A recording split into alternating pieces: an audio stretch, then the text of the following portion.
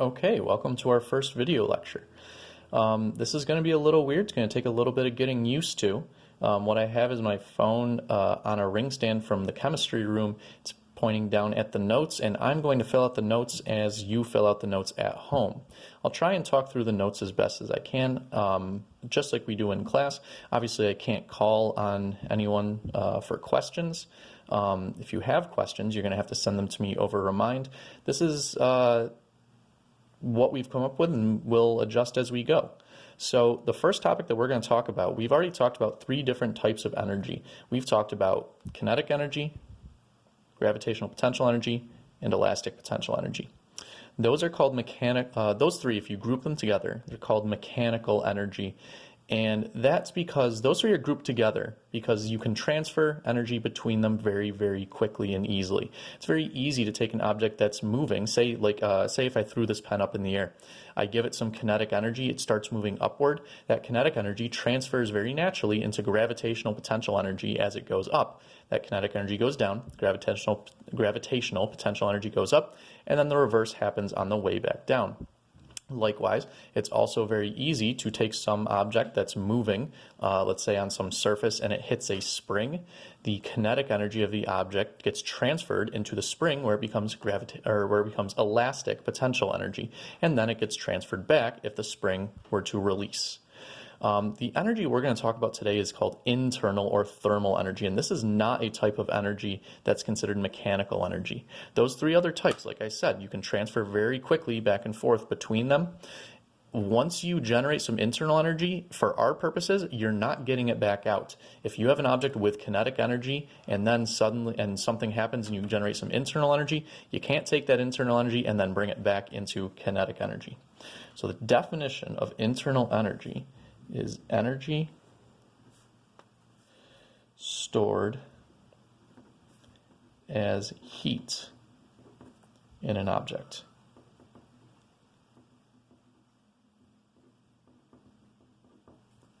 Energy stored as heat in an object.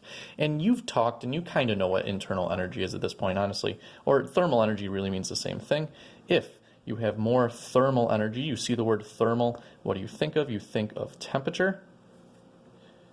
So more thermal energy means a higher temperature. And if you think back to your chemistry from last year, gases that had a higher temperature had something going on in them.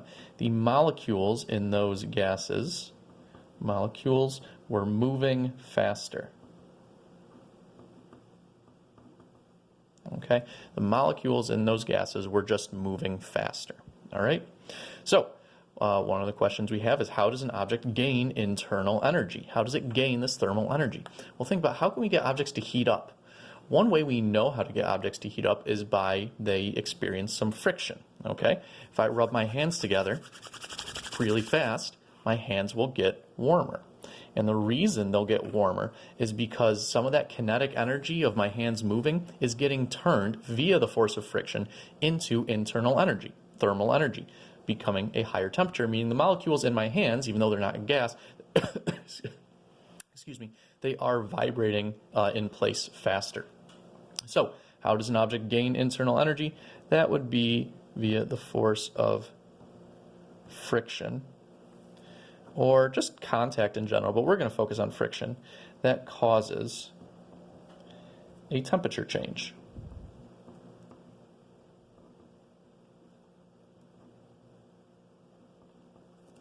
Okay, so the derivation for this is a little strange, okay? There's really 2 ways you can talk about this, and both of them are good in their own particular circumstance.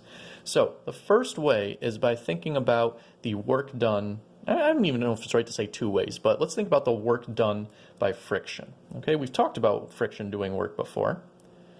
Work done by friction. So, I'm going to do work done by friction, WF, equals the force of friction times the displacement times cosine of theta. Now let's worry about the cosine of theta term first. If we have friction, friction always opposes motion for our purposes. So if you have something that is moving to the right, in other words, being displaced to the right, friction must act back to the left. If you have something that is being displaced, let's say up, like you're moving something up, sliding up a wall, the force of friction would point down. So those are always opposite directions, which means the angle between them is 180 degrees. And if the angle between them is 180 degrees, then the cosine of 180 degrees is -1. So notice that we get a negative sign out here. So we end up with the work done by the force of friction equals negative. Now, FF. We're talking about friction. We're talking about an object moving right now. So what type of friction is that? That's called kinetic friction. We're talking about kinetic friction here. So I'm just going to write, so if we're talking about kinetic friction, the equation for kinetic friction, as you might recall, is mu times Fn. Force of friction equals mu Fn. So instead of writing FF again, I'm going to write mu. I'm going to put a little k here to remind myself that we're talking about the force of kinetic friction, or the coefficient of kinetic friction, times the normal force times the displacement. And we could even go a step further, and we could say that instead of saying the normal force, let's go with the most standard situation possible, where the normal force is for an object that is flat on a surface, like this paper. So if the normal force is for an object flat on a surface, we know by doing hundreds and hundreds of these that the normal force is equal to mg. So the work done by friction could be given in simplest terms as mu k, coefficient of kinetic friction, times m times g times d. Negative mu k mg d. Now that's one way to calculate the work done by friction, but if we want to know the actual internal energy, there's a little trick to doing that, because that's just the work done by friction. Notice it's negative. This means that friction transfers energy out of an object, okay? It transfers energy out. It takes energy away from an object. So, what we could also do, if not given the force of friction, here's what we could do. Let's think about this. The work done by friction is negative. This is kind of what I just said,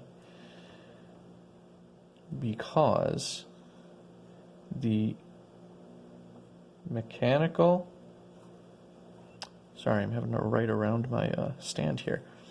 The mechanical energy decreases. And if that energy is decreasing, it's got to go somewhere. That energy's got to end up somewhere. And where does it end up? It gets turned into internal energy. So when friction does work, it generates internal energy. The negative work that's done is the transfer of kinetic energy into internal energy. The transfer of the energy of my hands moving, okay, into heat energy, thermal energy. So work done by friction is negative because mechanical energy decreases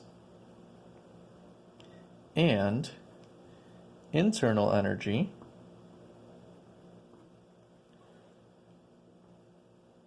increases.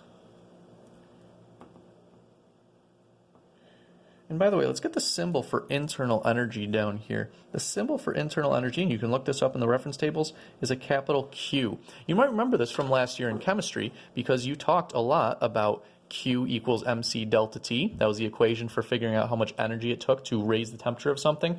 You also talked about Q times Q equals the mass times the heat of fusion or vaporization, I believe. So you're actually used to Q serving as this idea of energy.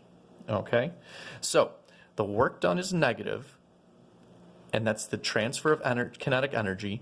That's taking kinetic energy out and turning it into internal energy. So however much work is done, that's how much internal energy increases.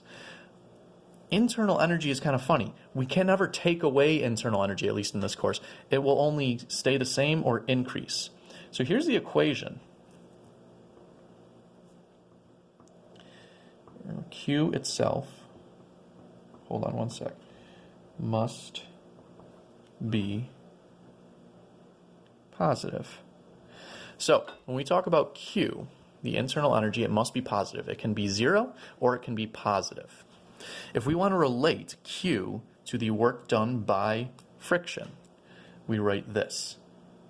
I'll box it in so you can see. Q equals the negative of the work done by friction. So let's see if this makes sense. Work done by friction, Q equals negative work done by friction. But wait, the work done by friction already is negative. So if that's already negative and we have another negative sign out there, then Q must be positive, just like we wrote here. So ultimately, we could end up saying that Q equals mu K times M times G times D for our standard example of an object sliding over a flat surface. Q equals mu K M G D. All right, and that's not the only way to calculate Q. Sometimes there's other ways to calculate Q. Sometimes you're just looking for the difference in kinetic energy between 2 points, and you figure, hey, friction was acting on the object. That energy that was missing must have been turned into kinetic energy, or must have been turned into internal energy. Okay, so internal energy is kind of tricky. There's you've kind of just got to work with it a little bit, and you've got to use whatever you can to solve the problem if it deals with internal energy. So let's get to an example, shall we? And the example starts off with some nice review. I'll do the front, and then I'll switch videos. We'll do the back. So, example, a 30-kilogram wooden crate starting from rest is attached to a rope and dragged along a wooden floor for a distance of 8 meters. First, draw a free body diagram for the box. Easy enough, okay, or crate, or whatever you want to call it. Here's crate, there's my object, here's my axis. No reason to tilt, I'm not on a ramp. The forces on the crate are the force of gravity. Let's say it's getting pulled to the right. It says by a rope, so we might as well put tension on there since we're talking about a rope.